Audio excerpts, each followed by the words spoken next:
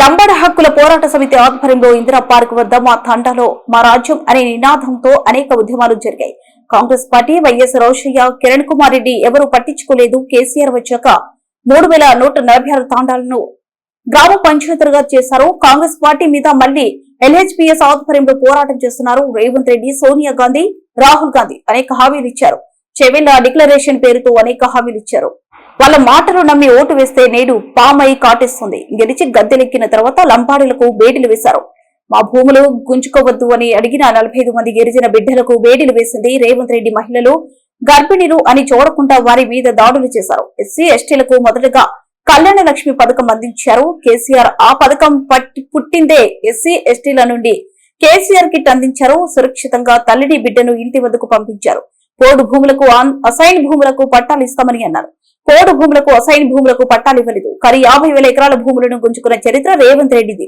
లంబాడి బిడ్డల ఓట్లతో గెలిచిన రేవంత్ రెడ్డి నిన్ను కొడంగల్లో లంబాడి బిడ్డలు రాజకీయ సమాధి చేస్తారు. కొత్తగా 4 ఐటీడీఏలు పెడతామన్నారు. కానీ ఉన్న వాటికే నిధులు ఇవ్వడం లేదు. కాంట్రాక్టర్లకు 12% రిజర్వేషన్లు ఇస్తామన్నారు. నీ బామర్ది సృజన్ రెడ్డికి దక్కిన కాంట్రాక్టర్లు ఏడాదికి 2 లక్షల ఉద్యోగాలు ఇస్తామని ఇప్పటికే కేవలం 16,000 మాత్రమే ఇచ్చారు. ఆ రోజు కాంగ్రెస్ పార్టీ పట్టించుకోలే. రాజశేఖర్ రెడ్డి గారు మాట ఇచ్చి తప్పాడు. రోషయ్య గారు పట్టించుకోలేదు. కిరణ్ కుమార్ రెడ్డి పట్టించుకోలేదు. కానీ కేసీఆర్ గారు ముఖ్యమంత్రి అయిన తర్వాత మన తండాలను గ్రామ పంచాయతీలు చేసింది బీఆర్ఎస్ పార్టీ, కేసీఆర్ గారు. 1 కాదు, 2 కాదు, 3,000 తండాలు మనం చేసుకోవడం జరిగింది. 3,146 తండాలను గ్రామ పంచాయతీలు చేసి మీ తండాలో మిమ్మల్ని సర్పంచులు చేసినటువంటి ఘనత బీఆర్ఎస్ పార్టీది, కేసీఆర్ గారిని గుర్తు చేస్తా ఉన్నా. అనేక ఉద్యమాలు చేసింది, అనేక పోరాటాలు చేసి ఆ తండాలు గ్రామ పంచాయతీలు కావాలని గల్లీ నుంచి ఢిల్లీ దాకా పోరాడినటువంటి సంస్థ ఎల్హెచ్పిఎస్. ఇవాళ అదే ఎల్హెచ్పిఎస్ ఆధ్వర్యంలో మళ్ళీ కాంగ్రెస్ పార్టీ మీద సమర శంఖాన్ని పూరిస్తా ఉన్నారు. నిజంగా చెప్పాలంటే ఇది ధర్నా కాదు, ఇది గిరిజనుల ఆత్మ గౌరవ పోరాటం, మా లంబాడీల ఆత్మ గౌరవ పోరాటం. ఎందుకంటే మా గిరిజనులు మాటిస్తే మాట తప్పరు. రేవంత్ రెడ్డి, సోనియా గాంధీ, రాహుల్ గాంధీ చాలా మాటలు ఇచ్చిండ్రు. ఎస్సీ ఎస్టీ డిక్లరేషన్ అని చేవెళ్లలో బహిరంగ సభ పెట్టి అనేక హామీలు గుప్పించారు.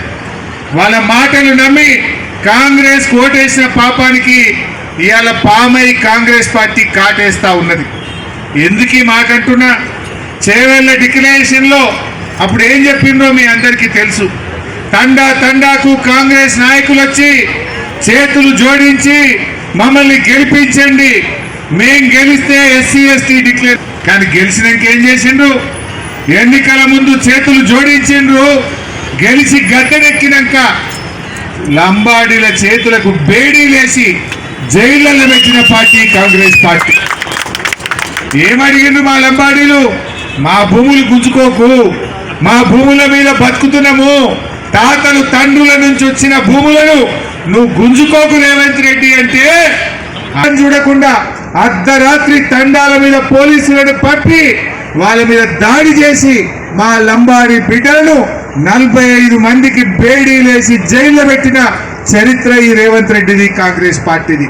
మర్చిపోతామా? కేసీఆర్ గారు మాటిచ్చి ఆడపిల్ల పెళ్లికి 1,00,000 రూపాయలు ఇస్తా అంటే కళ్యాణ లక్ష్మి కింద 1,00,000 రూపాయలు ఇచ్చింది. ముందు ఆ పథకం ప్రారంభమైందే మా ఎస్టీల కోసం, మా గిరిజనుల కోసమే కేసీఆర్ కళ్యాణ లక్ష్మి పెట్టిండు. తర్వాత మెల్లమెల్లగా అందరికి ఇచ్చిండు. మొదలు ఎవరికి ఇచ్చిండు? ఎస్టీలకు మా లక్ష్మి పథకాన్ని కేసీఆర్ గారు తెచ్చారు. ఎస్సీ ఎస్టీలకే ముందు కళ్యాణ లక్ష్మి ఇచ్చారు. తర్వాత మెల్లమెల్లగా అందరికి ఇచ్చిండు. ఆ పథకం ప్రారంభమైందే మన కోసం. ఏం చెప్పింది కాంగ్రెస్? కేసీఆర్ 1,00,000 రూపాయలు ఇచ్చిండు, మేం గెలిస్తే తులం బంగారం కల్పిస్తామన్నారు. వచ్చిందా ఎవరికన్నా? మా చెల్లెలు చెప్పాలి, వచ్చిందా?